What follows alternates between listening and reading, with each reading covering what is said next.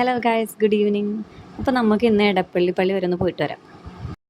അപ്പോൾ ഈ മാസം അവിടെ നമ്മുടെ എടപ്പള്ളി പള്ളിയിൽ പെരുന്നാളൊക്കെ നടക്കണം. അപ്പോൾ ഞങ്ങളൊന്ന് ജസ്റ്റ് പോയേക്കാമെന്ന് വിചാരിച്ചു. അങ്ങനെ മഞ്ഞമ്മേന്ന് ബസ്സൊക്കെ കയറാൻ വേണ്ടി നിന്ന് ഒരു അരമണിക്കൂർ കഴിഞ്ഞപ്പോഴാണ് ബസ് വന്നത്. മഞ്ഞമ്മേന്ന് സാധാരണ ഞങ്ങൾക്ക് ബസ്സൊക്കെ വളരെ കുറവാണ്, എങ്ങോട്ട് പോകാനായിട്ടാണെങ്കിലും.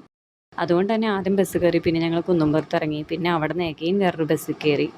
ഇപ്പോൾ 13 രൂപയൊക്കെയാണല്ലോ മിനിമം ചാർജ്. അതൊക്കെ ഞാൻ ഇപ്പോഴാണ് അറിയണം, എനിക്കറിയില്ല. ഞാൻ അങ്ങനെ ബസ് അങ്ങനെ എപ്പോഴും കയറാറൊന്നുമില്ല. അങ്ങനെ ഞങ്ങൾ എടപ്പള്ളി പള്ളിയിലെത്തി. പഴയ പള്ളിയിലും പുതിയ പള്ളിയിലൊക്കെ ഞങ്ങൾ പോയി.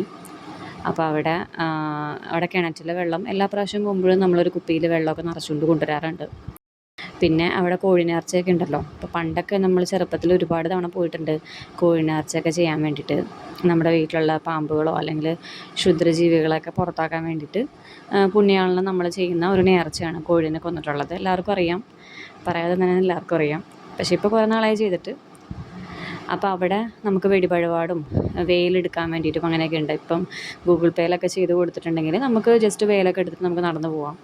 അത്രയും സെറ്റപ്പൊക്കെ ആയി. മുമ്പ് നമ്മൾ ചീട്ടൊക്കെ എടുക്കാൻ വേണ്ടിയൊക്കെ നിൽക്കണമായിരുന്നു. ഇപ്പോൾ ഡയറക്റ്റ് ഗൂഗിൾ പേയിൽ ഇട്ട് കഴിഞ്ഞാൽ നമുക്ക് പോയി നേർച്ചയോ വെടിവഴിപാടോ എന്ത് വേണമെങ്കിലും ചെയ്യാം.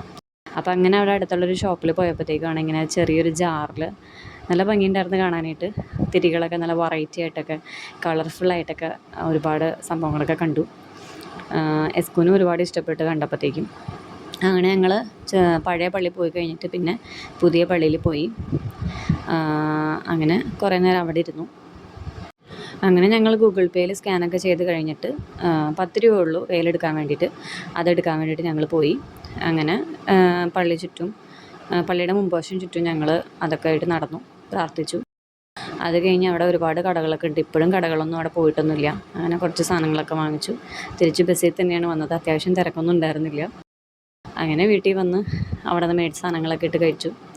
നല്ല ക്ഷീണമായിരുന്നു, നല്ല ടയേർഡായി. അത്രയും ദൂരം വരെ ഒന്ന് പോയി വന്നപ്പോഴേക്കും ഒടുക്കത്തെ വെയിലാണ്. പിന്നെ അങ്ങനെ ഫുഡൊക്കെ കഴിച്ചു. ഉച്ചയ്ക്ക് ചോറും മുട്ട വറുത്തതും പിന്നെ നല്ല അടിപൊളി മാങ്ങാക്കറിയൊക്കെ ഉണ്ടായിരുന്നു.